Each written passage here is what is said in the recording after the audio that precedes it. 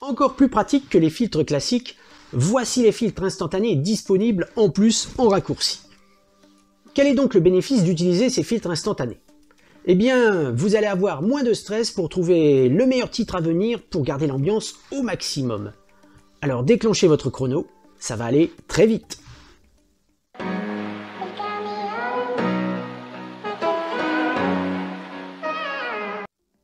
Bonjour, nous avons tous une bibliothèque musicale de plus en plus importante avec le temps.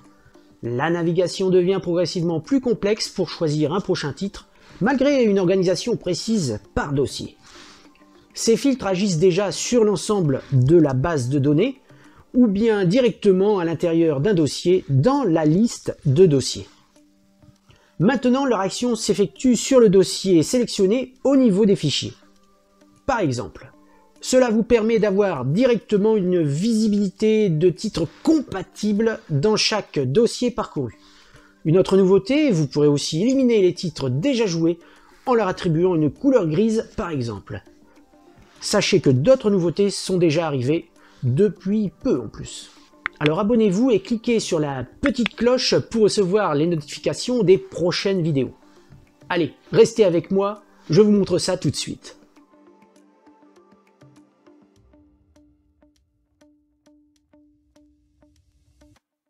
Alors, où se trouvent les filtres instantanés? Bien, ils se trouvent dans le fichier ici, au niveau des dossiers, donc les fichiers de dossier. Et c'est le petit bouton qui est là, qui vient d'être ajouté, le Quick Filter. Comment ça se passait donc avant pour utiliser les filtres? Donc les voici. Là, vous ajoutiez un filtre de dossier. Et là, ici, vous ajoutiez aussi dans ces filtres, là c'est global, donc vous faisiez une recherche par rapport, par exemple, ici, à ce titre, par rapport au BPM, à la clé, peu importe, tout ce que vous voulez, et vous aviez les résultats, mais de tout. Vous aviez la possibilité aussi, donc, de créer un filtre de dossier, comme ici, par exemple, où là, on a donc un dossier qui est ouvert, et là si on veut la différence de BPM qu'il y a avec celui-là, lorsque vous cliquez, et bien vous avez donc les résultats au niveau du BPM qui est normalement valable avec celui qui est ici. Alors je ne sais pas quel titre a été pris, donc on va vérifier. Donc là, comme j'ai mis deux titres, on va mettre le premier en route. Je vais donc baisser le son, ça n'a aucune importance, et on va voir ce qu'il se passe. On va laisser tourner un petit peu.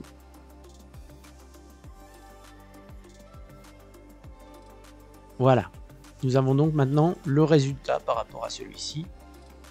Ça, c'est sans le résultat. Et là, c'est avec le résultat. Et là, on voit bien que le BPM qui est là, la différence étant réglée à 5 BPM de différence, donc jusqu'à 134 à peu près, donc, et 123.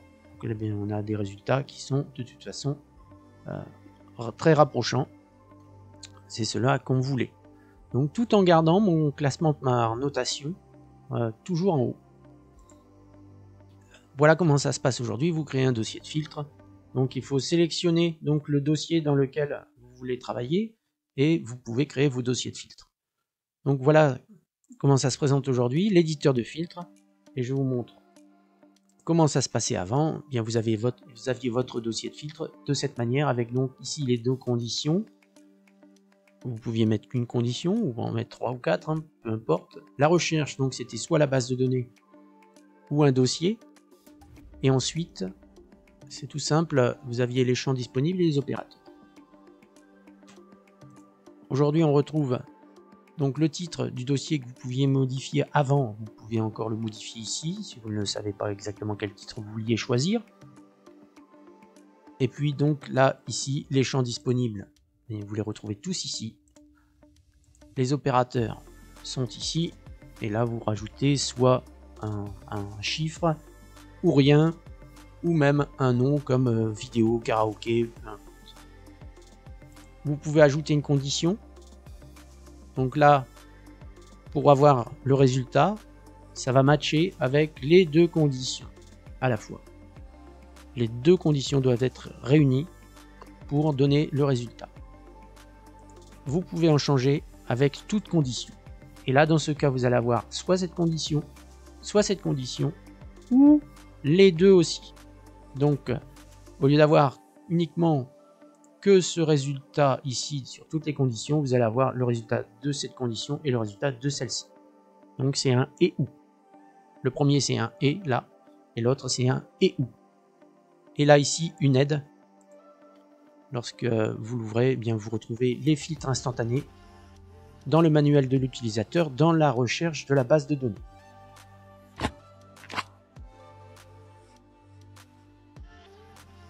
Alors pour créer un filtre instantané, eh bien on va agir sur le petit bouton et cette nouvelle fenêtre s'ouvre. Vous aurez cette fenêtre à chaque fois qu'il n'y aura pas de bouton de créer ou de règle de couleur. Donc là on va voir la différence entre les deux. Le filtre rapide va créer un bouton, les règles de couleur ne créent pas de bouton et agissent instantanément. Pour éditer le nouveau bouton de filtre, eh bien le nom, on va pas l'ajouter puisque dans la règle, si vous choisissez différence de BPM, il va mettre différence de BPM là. Dans la liste, vous mettez inférieur ou égal. Vous avez le choix, soit vous mettez le même BPM, c'est-à-dire aucune différence, vous mettez égal 0, ou inférieur ou égal à 1. Et là, vous aurez un peu plus de résultats qu'avec 0. Vous avez vraiment le même BPM qui n'apparaît pas si vous mettez égal à 0, alors que pourtant c'est le même BPM. Donc je préfère vous le dire, j'ai fait le test, je mets plutôt inférieur ou égal à 1 pour le même BPM, et puis là on va mettre plutôt 5, je fais la différence pour avoir un peu plus de choix et de résultats. On va refermer, voilà la différence de BPM qui est ici. Donc ce qui est intéressant, là on a presque 129, là 120. Je vais mettre ce titre en route et on va voir ce que ça va donner. Différence de BPM, on voit que là la liste a changé ici. Donc vous voyez, c'est modifié. Bon, le résultat, ça vous élimine 11 parce qu'on est vraiment dans quelque chose de proche. Si on passe sur le second titre, on fait différence de BPM, là on n'a plus du tout le même résultat, hein. Vous voyez, là ça réduit considérablement dans le même dossier. Nous sommes d'accord. Ok.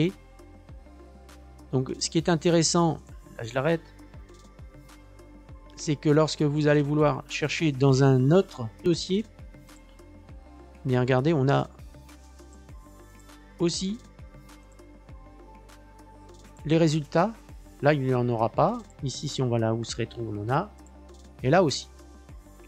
Alors, c'est nettement plus intéressant puisque là, vous ne créez qu'un seul bouton, un seul filtre, alors que là, il va falloir mettre le même filtre dans chaque dossier pour pouvoir avoir le résultat. Vous voyez le temps que vous allez gagner. Déjà, en création de boutons, on aura très peu à créer. Alors, on va revenir sur ce que l'on a fait là. Alors maintenant on va créer une règle de couleur. Règle de couleur très simple. Là cette fois on l'ajoute. On va choisir une couleur. Pour moi je vais aller dans le blanc. Sachez que dans chaque couleur vous avez une palette pour modifier la couleur. Donc là on va aller plus sur un gris assez clair. Vous allez comprendre pourquoi. On va donc partir ici sur déjà joué. Ce que je veux c'est et donc égal à, alors regardez ce qui se passe si je clique sur 0. Bien ça match et ça me grise en fait tous les morceaux qui finalement n'ont pas été joués. Et en fait le résultat c'est que il me montre les morceaux déjà joués. Le résultat que je veux c'est celui-ci. Vous mettez 1 et en fait les titres ici barrés qui ont déjà été joués sont gris assez clairs, c'est pour ça que je voulais pas aller trop dans le foncé, qu'on puisse encore relire. Alors le but est là et c'est d'avoir ça et vous pouvez ajouter une autre condition qui sera instantanée aussi, une autre couleur par exemple pour les titres avec un genre le genre est disco, et puis vous mettez une couleur bleue, et tout ce qui sera disco sera bleu. Bon, voilà ce que vous pouvez faire avec cet éditeur de filtres pour les couleurs. Donc voilà, l'intérêt c'est de retrouver, alors parce qu'en fait comme ça vous les aurez toujours dans les résultats, mais vous saurez, ça vous évitera d'aller voir vraiment là si ça a déjà été joué ou pas. Maintenant que ceci est fait, pour ajouter, on va revenir maintenant sur nos filtres rapides. Donc dans le filtre instantané, on va ajouter un second filtre, et là cette fois on va partir sur une différence de clés, et là il suffit de faire égal 0. Vous allez avoir les clés compatibles et les clés encadrantes, donc qui sont avec justement la roue de Kaamelott. Donc là on a du 3A. Pour la roue de Kaamelott, voici l'exemple. Donc nous sommes sur du 3A. Les résultats que l'on peut avoir compatibles: 2A, 4A, 3B. Si vous ne connaissez pas, eh bien, je vous invite à regarder des tutos sur justement la roue de Kaamelott. Je vous mettrai le lien d'une vidéo dans la description, pardon. Et puis vous aurez dans ce cas-là les explications pour la roue de Kaamelott. La différence de clé, eh bien voilà, c'est fait. Ce qui va faire que là maintenant, vous allez avoir la différence par rapport au titre qui est ici. Donc là, c'est du 3A. Vous cliquez et donc vous avez bien du 3A, du 2A, du 4A. Et s'il y en a dans ce titre, du 3B. C'est tout à fait ça. Et là, nous sommes toujours exactement dans les mêmes conditions, dans les dossiers que vous allez parcourir, dans les styles, dans tout ce que vous voulez. Vous allez pouvoir retrouver ces conditions. Alors, ce que vous pouvez faire, c'est que comme il y a une condition, si je clique sur la différence de BPM, est-ce que ça peut être intéressant? Eh bien oui. Nous avons donc les BPM compatibles. Donc ça se cumule. Vous voyez là, le résultat est complètement différent. Si vous faites ça, voilà, le BPM qui s'en rapproche le plus, eh bien c'est celui-ci. Donc vous pouvez créer une recherche plus approfondie avec justement 2 boutons. C'est ce qui va très vite. Donc si vous utilisez d'autres conditions, d'autres boutons, eh bien ça peut être intéressant de les cumuler et d'éviter de faire des doublons. Parce que je peux très bien créer un bouton unique qui va remplir ces 2 conditions. C'est tout à fait simple. Vous ouvrez l'éditeur de filtre d'un bouton et là vous ajoutez une condition. Et vous ajoutez la même condition que vous avez ici au-dessus. Et vous aurez le même résultat en un seul clic. Je vais créer d'autres boutons et puis on se retrouve tout de suite après.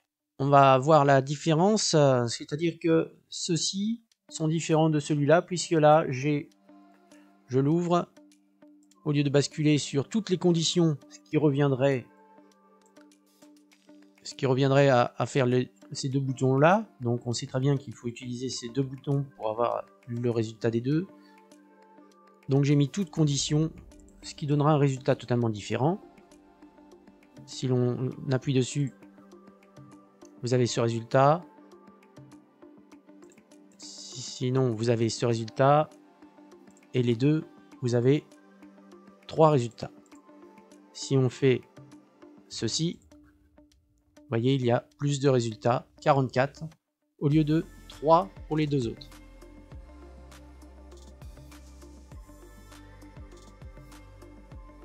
Cette fois, nous allons voir le 4e filtre. Il s'agit donc ici de hashtag Chloé et Raphaël. Lors d'un mariage, les mariés sont amenés souvent à nous demander de passer une liste de 20 à 30 titres pour la soirée. Et habituellement, je crée donc un dossier spécial pour eux avec les titres à passer et j'allais jeter un œil le plus souvent possible. Souvent, je le mettais ici en liste latérale ou un dossier là pour les mariés et je regardais un petit peu, jeter un œil. Là, cette fois, maintenant, c'est encore plus simple, je trouve ça génial, c'est d'avoir la visibilité en permanence déjà des titres que les mariés voudraient. Donc quelquefois dans mes recherches maintenant je vais pouvoir trouver et avoir un œil sur si le titre a été passé ou s'il doit être passé et qu'il serait peut-être le moment de le passer. simplement parce que il est dans le rythme. Alors j'ai donc créé un raccourci Chloé et Raphaël. Alors pour faire ce genre de choses hashtag, là on va se servir de cette partie ici qui est dans cet endroit et qui va permettre d'utiliser les 2 colonnes user 1 et l'autre c'est user 2. Là je l'ai changé en mariage par exemple. Ce sont des hashtags, voilà, que vous pouvez avoir et que vous pouvez mettre directement dans vos titres à cet endroit. Là ici j'ai changé le nom du user, donc j'ai modifié, donc vous voyez le nom de la colonne est devenu mariage maintenant. Vous allez pouvoir créer un bouton rapide ici d'utilisateur, donc qui s'appellera mariage, et donc vous avez dedans des hashtags que vous allez pouvoir ajouter. Donc pour ajouter, eh bien c'est simple, vous allez là, nouveau tag, et donc vous créez votre nouveau tag. Il est déjà créé, donc ce sera Chloé et Raphaël qui est ici. Donc qu'est-ce que vous faites dans ce cas-là? Vous allez ici, il n'y a rien. Vous ouvrez avec la petite flèche au bout, vous cliquez sur Chloé et Raphaël, et donc là ça s'indique. Notez bien qu'il y a le -8 qui est entre les deux. Et là c'est tagué. On peut vérifier l'éditeur de tag et on va retrouver ici dans la colonne mariage et non pas utilisateur 2, hein, ça c'est ce que vous allez trouver à l'origine. Donc ça vous pouvez changer autant de fois ce que vous voulez sur le nom. Ça va permettre déjà de ne pas vous tromper. Vous allez pouvoir retirer en fait les tags sur les titres au fur et à mesure. Donc c'est ça qui est bien, c'est que là chaque titre, une fois que vous les aurez regroupés, vous pourrez supprimer ces tags et ne pas vous tromper. Si vous mettez ma wedding ou mariage et que vous oubliez d'effacer, vous risquez de vous retrouver avec des titres qui n'ont rien à voir. Donc ce que je voulais vous dire c'était ça, ce qui me permet maintenant de, une fois que vous avez Chloé et Raphaël ici, vous cliquez dessus, et bien vous avez les titres qui sont prévus pour la soirée. Ce que l'on peut faire, comme je vous le disais, utilisateur 1 est là, mariage, vous la déclenchez et vous retrouvez ici à cet endroit des titres. Ce qui peut être intéressant, c'est que par exemple si vous faites une recherche dans la colonne, vous savez là par exemple vous avez encore ces titres qui sont compatibles, vous pouvez être passé, là vous ne pouvez pas, et ici vous pouvez aussi. Donc là vous savez que dans n'importe quel dossier vous allez pouvoir avoir une vue sur les titres qui ont été faits ou pas. Par contre là c'est intéressant, c'est de savoir s'il en reste. Ça, vous avez une visibilité très rapide puisque certains pourraient ne jamais passer, et ça permet. Alors j'ai créé comme ça directement. Pourquoi? Parce que si je l'ajoute comme je l'ai montré tout à l'heure en bouton quick, voilà ce qui se passe, c'est que là si vous avez mariage, si vous voulez cliquer, eh bien il va falloir faire encore un clic pour avoir Raphaël. La même, hein, c'est la même chose que ça. C'est juste que là vous pouvez faire appel à d'autres tags, c'est-à-dire nous continuons. On va ajouter par exemple le tag wedding ici. Lorsque vous allez aller là-haut, vous avez wedding qui s'affiche et à ce moment-là, le tag wedding, vous allez avoir l'autre. Donc c'est ça qui est intéressant avec les tags, c'est que vous pouvez avoir une liste ici de tags et avoir des choses intéressantes qui sont à droite à gauche que vous avez pu faire. Et alors ça c'est un travail que vous allez préparer, hein, je vous le dis tout de suite. Il va falloir avoir de la... Mais ça peut vous faire gagner du temps plutôt que de faire des dossiers. Vous mettez des hashtags à droite à gauche, ça permet d'avoir un fichier multiple, c'est-à-dire que là voilà on a mis wedding ou Chloé et puis après vous pouvez avoir soit là bien sûr on est plus sur des lieux et là en fait voilà donc les hits les plus populaires, voilà vous pouvez créer des hashtags. Moi je trouve ça super génial quoi, c'est une tuerie quand même.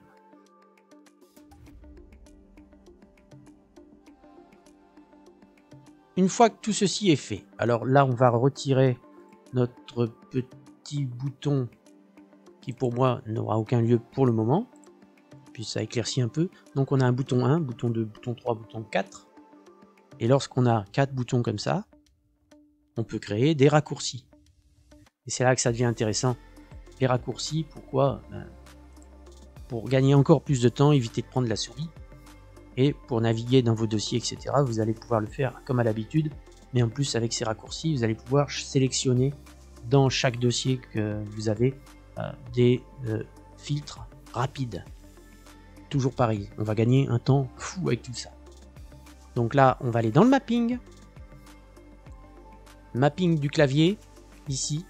Et vous allez voir, dans le F5, Quick Filter, F6, le 2, F7, le 3 et F8, le 4. Si vous ne savez pas, créer un mappage, donc créer un mapping sur votre contrôleur ou sur votre clavier. Je vous mets le lien d'une vidéo. Allez voir, vous allez tout apprendre. Vous allez avoir un tas de raccourcis possibles, aussi bien, je vous le dis, je le répète, sur votre contrôleur que sur votre clavier. Comme par exemple ici, on avait donc le F5, Quick Filter 1. Si vous voulez le faire avant d'aller voir la vidéo, donc là on est sur le 1. Vous avez une pipette qui est ici. Alors lorsque vous allez sélectionner, soit il y a quelque chose et vous l'effacez, comme ici, je l'efface, voilà, vous seriez dans cette situation. Il y a une petite pipette ici, vous cliquez dessus, vous allez sur Quick Filter 1, et voilà, votre mappage est fait, et lorsque vous allez quitter, il va vous demander de sauvegarder votre travail, vous faites oui, et tout est bon. Voilà, désolé, hop. Ce qui fait que maintenant, sur ma recherche, j'appuie sur F5, voilà, ça fait une recherche, F6, F7, Chloé. Et on peut faire F5, F6, comme je disais tout à l'heure, on cumule. Et tout en faisant ça, si vous étiez sur un dossier, par exemple, ici, et bien là, c'est pareil. Après, vous naviguez dans vos dossiers et vous allez peut-être trouver des titres avec la clé compatible. C'est à vous de jouer pour créer vos propres filtres selon vos besoins. Quel temps de gagner et quelle facilité à trouver plusieurs titres compatibles avec celui en cours. Vous aimez partager? Laissez en commentaire vos idées de filtres. Prenez bien soin de vous. À très bientôt.